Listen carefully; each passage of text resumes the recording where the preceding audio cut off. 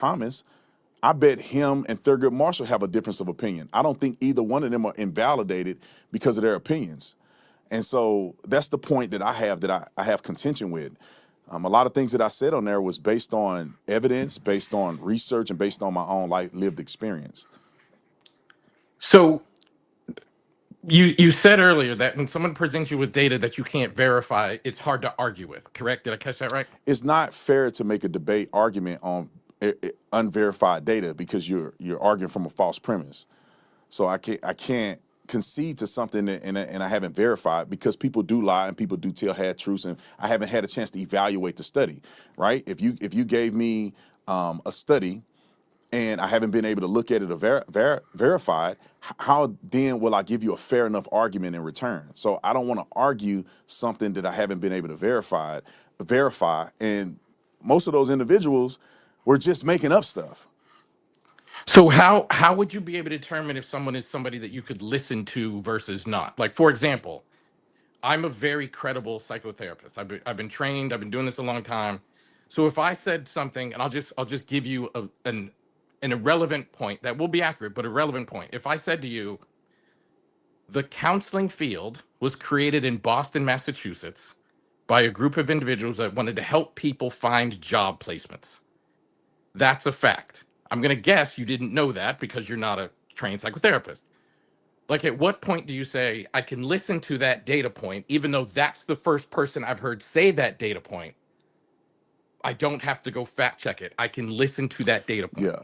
Yeah. So just when it comes to you, I think you may be credible, but I think you are biased. And the reason I say that is because of some of the critiques you've had of me in previous videos without even meeting me or knowing me or interviewing me. You made some suggestions about who I was, and I thought it was unfair. However, if you make a statement of fact, I don't have a reason to believe that it's different because I don't have any basis to argue it. Like, for instance, you gave me that statistical data point, or not data point, but you gave me that factual reality. I have not read or heard or have any reason to doubt what you said. Now, if you said that counseling and therapy was generated to make sure black people would never make it in life, then we're going to have an argument about it or a conversation about it because that does not seem to be practical in reality, and I've never heard it, and I've never heard anybody argue that. So I may push back on it. That doesn't mean that you can't prove me wrong. It's just that some things I may push back if it sounds nonsensical or not rooted in reality.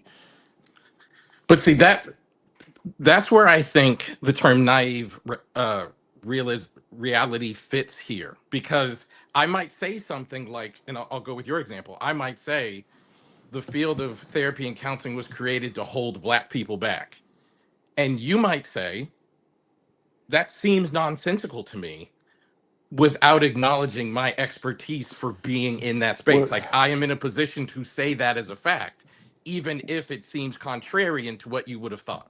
Well, Elliot, think about this. I'm a former police officer. I did the job for many years. I'm very proficient at what I did. Many commendations. You can go down, so on and so forth. You can ask anybody who ever worked with me. I was a very good police officer. Just because I'm a police officer don't mean that everything I say pertaining to law enforcement is correct. It doesn't mean that everything, I mean, that you have to accept it as being correct.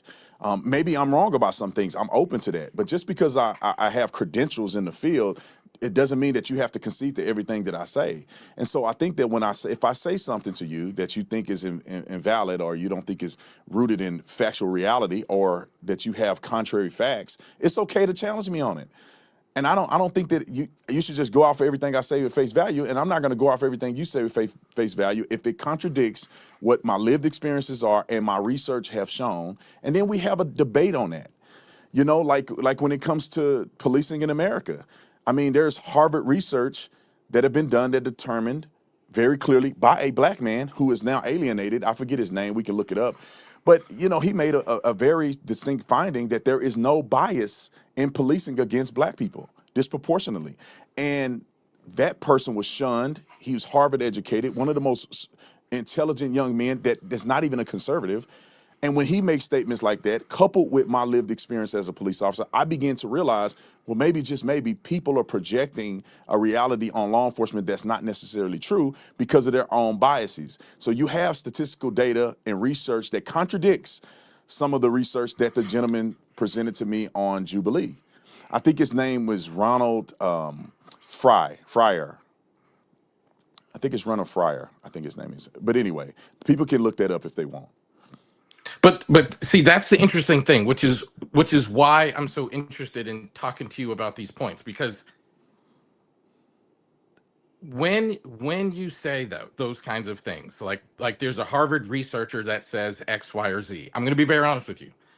I did a year, because you're familiar with this area. I did a year working with and training and riding out with the Arlington Police Department as a clinician, teaching them how to talk to. You're probably familiar with the Victims Assistance Unit, so teaching them how to talk to victims of violence crime. I did all of those experiences. I'm very aware with certain research, and I'm very aware with police biases. If I present information to you, there's something about you that holds on to your already held idea. Not really. I mean, let's do it. Let's do it. We'll do a point now. I mean, what did you observe when you were on the ride along?